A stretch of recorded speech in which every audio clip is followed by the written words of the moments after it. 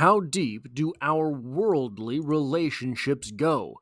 And if there is more depth to these relationships than we know or can tell at this level, do we take these relationships with us to some other life? This is the question explored in today's poem that comes to us from the incomparable Emily Dickinson.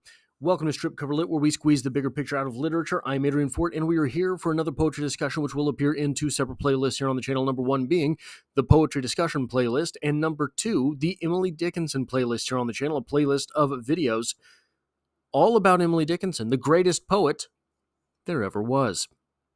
Today's poem is known as When I Was Small, a Woman Died, and it reads as such. When I was small, a woman died. Today, her only boy went up the Potomac, his face all victory. To look at her, how slowly the seasons must have turned till bullets clipped an angle and he passed quickly round. If pride shall be in paradise, ourself cannot decide of their imperial conduct. No person testified, but proud an apparition, that woman and her boy pass back and forth before my brain as even in the sky. I'm confident that bravos perpetual break abroad for braveries remote as this in scarlet Maryland. First off, what an opening line. Emily Dickinson, like I say, is incomparable. To start a poem with the line, when I was small, a woman died, it seems almost as if you have said nothing, but there's nowhere to go. It seems almost as if the entire story is laid out before you, but all that matters has already been said. And it's odd, what an oddly sentimental poem to follow. When I was small, a woman died. This poem does, however, make something sort of strange evident. It seems only in this context can you fully exploit the fact that we conceptualize life as binary. Normally, when you think of binary, you think of yes and no. You think of on and off. You think of something and nothing.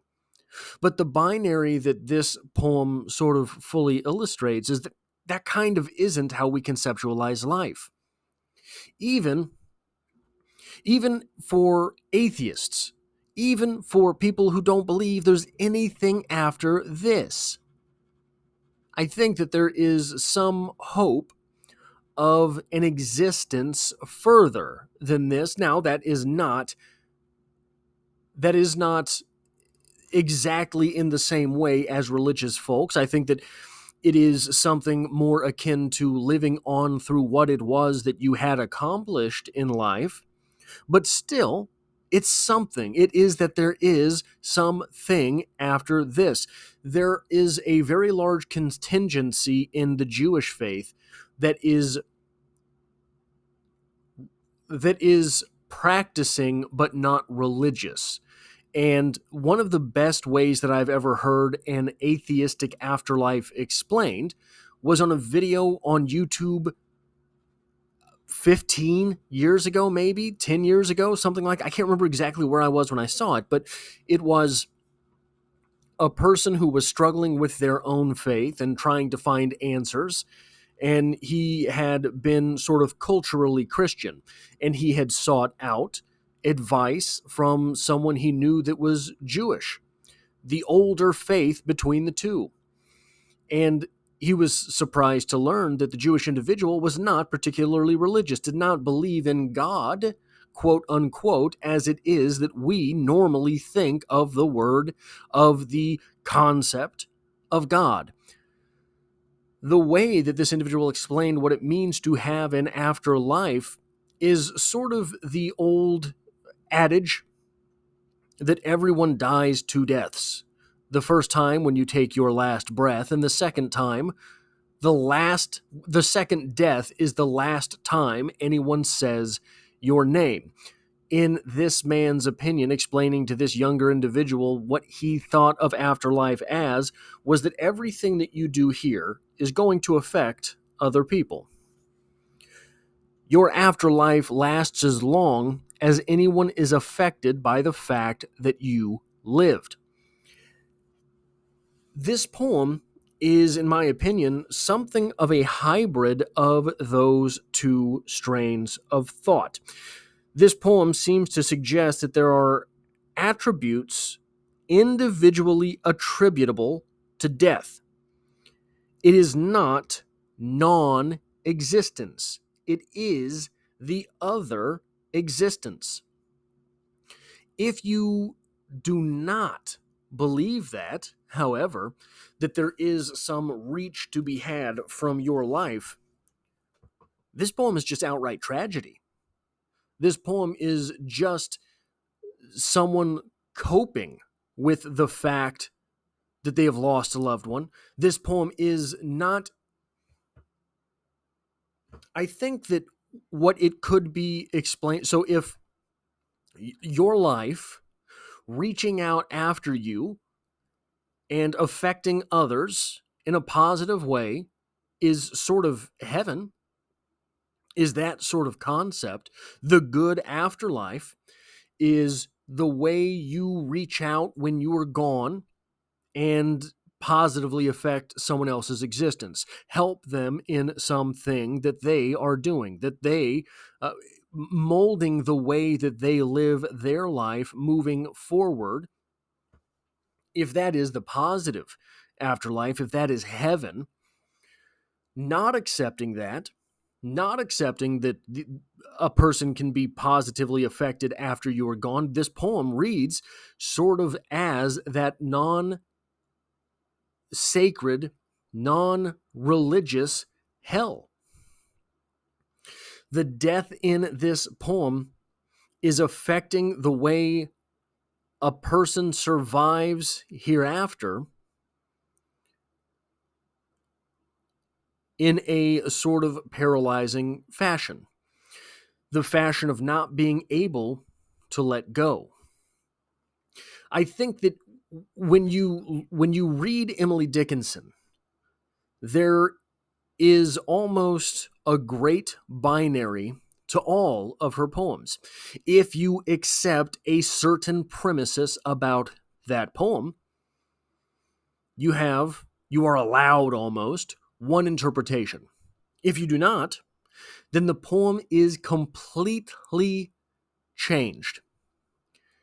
And I suppose to some extent that could be said about all literature.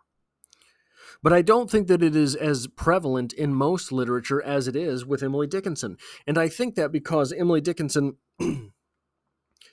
is writing poems that are so difficult at times to conceptualize, but so obvious in the same breath to understand. And sometimes it's the opposite with Emily Dickinson, right? Difficult to understand, but obvious in their conceptualization. or the opposite way around. But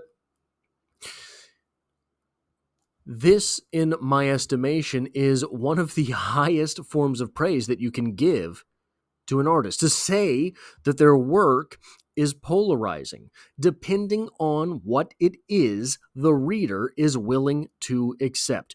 That is the great challenge of literature. To say, I read this and got X. Someone else read this very same thing and got Y. Because literature is a mirror held up to the reader. Good literature is a mirror held up to the reader. Otherwise, it's just propaganda. If Emily Dickinson is writing these things knowing that we are to get A, B, C, and D out of this poem, that's propaganda. Emily Dickinson is writing a poem to communicate a thing versus writing a poem to explore a thing. Writing a poem, the previous is writing a poem to explain a thing versus writing a poem to ask a question about it. Emily Dickinson does not give us the answers. Emily Dickinson forces us to infuse the literature with our answer. That is all I have for this poetry discussion. If you like or appreciate what it is that I do here, hitting the like button really does help me out, as it tells YouTube to share this video with other literature lovers. If you find yourself here by chance but not design, literature is the only thing I talk about on this channel, dropping multiple videos a week. There's poetry every Monday. So hit the subscribe button because I hope to have you back for the next one.